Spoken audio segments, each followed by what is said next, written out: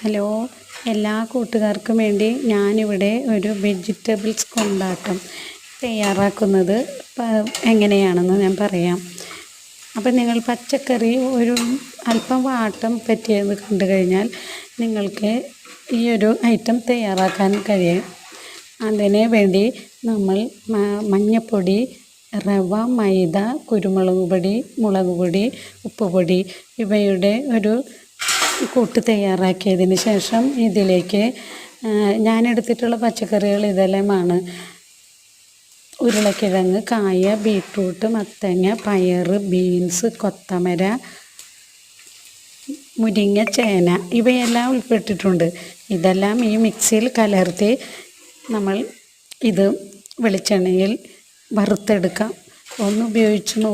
വറുത്ത് ഉപയോഗിച്ച് നോക്കൂ, നല്ല സ്വാദായിരിക്കും. അപ്പോൾ നിങ്ങളിതെല്ലാം തയ്യാറാക്കുമല്ലോ.